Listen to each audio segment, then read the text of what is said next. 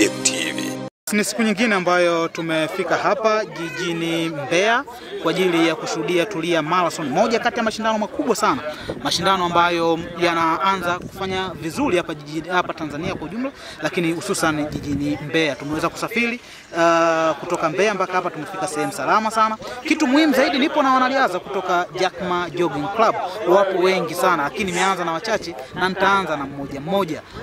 Nikianza na Kalekwa, kwa majina yako kamili, napenda ujitambulishe wa Tanzania waweze kufahamu na hali ya hewa ya Mbeya umeipokeaje na mashindano kwa ujumla umejipangaje? Kwa majina naitwa Kalekwa Julius, natoka mkoa wa Mwanza, natoka Jack Ma Jogging Club.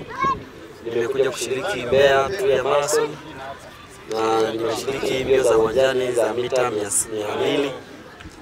Kwa changamoto ya mazingira ya mbio yenyewe na hali ya hewa, kidogo kuna changamoto kwa sababu ni kutoka Mwanza, hali ya hewa ya Mwanza na hali ya hewa ya Mbeya kidogo ni vitu viwili tofauti, na inakuwa ngumu kwa mchezaji. Unahitaji muda kweli wa kujiandaa kwa ajili ya kuzoea hali ya hewa, lakini namshukuru Mungu nimeweza kucheza mchezo wa mita 200 na nimemaliza salama. Okay, umeshiriki mchezo wa mita 200 na umeshika nafasi ya ngapi katika hizo mita 200 na mlikuwa watu wangapi? Kwa mita 200 nimeingia mtu wa nafasi ya 6 kwa miongoni mwa wale tulikuwa tumeshiriki mita 200. Matarajio yako makubwa yalikuwa nini katika hizo mbio? Ulikuwa unatamani ushike nafasi ya ngapi? Kila mchezaji na kila mwanadamu anakuwa na malengo yake, na kila sehemu unakoelekea lazima uwe na malengo yako, kwamba nakwenda sehemu fulani nikiwa na lengo fulani.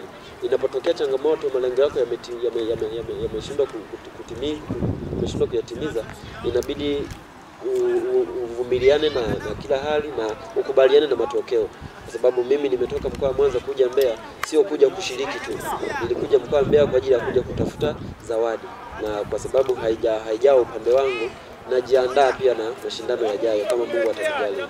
Umejisikiaje kushika hiyo nafasi ya 6 na matarajio yako ilikuwa ushike nafasi ya kwanza, ya pili au ya 3? Nini kimekujia katika akili yako baada ya kushindwa kushika nafasi 3 za mwisho?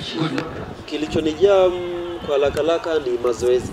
Mazoezi, kujiandaa ndio siri ya kila kitu. Kila sehemu kuna changamoto, watu wanajiandaa, na ukizingatia hii mbio pia ni mbio ambayo kwa nchi nzima ya Tanzania wanaoandaa mbio za uwanjani ni sehemu moja tu ambayo ni hapa Mbeya. Kwa hiyo kivyo vyote vile watu wanajiandaa na wanajiandaa kweli kweli. Kwa hiyo bila mazoezi hauwezi kufanya chochote. Kikubwa ni mazoezi na kujiandaa. Nachoshukuru Mungu, kwanza nimemaliza salama.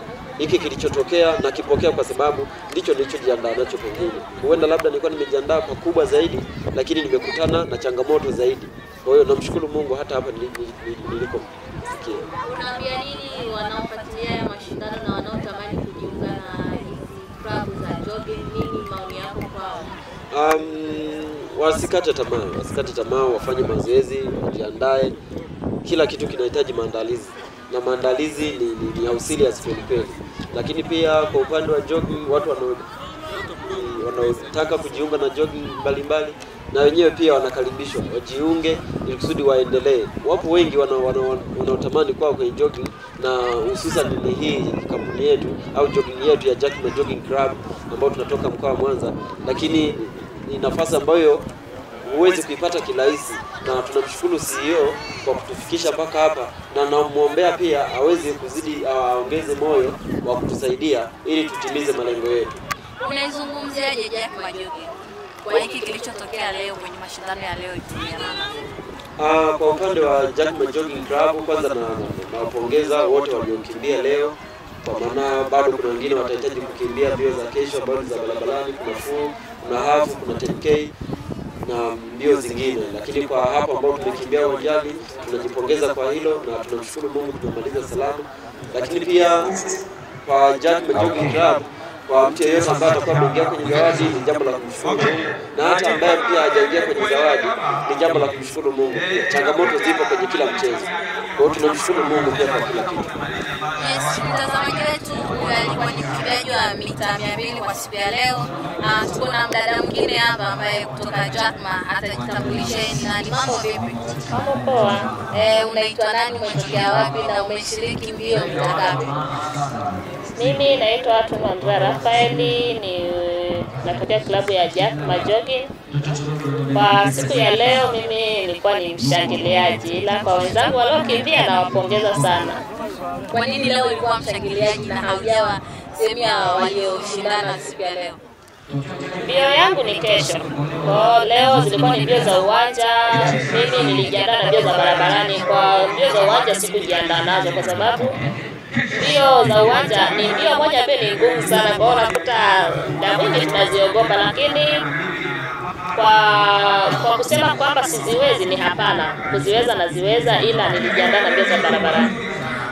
Unazungumziaje Tulia Betika Marathon kwa siku ya leo?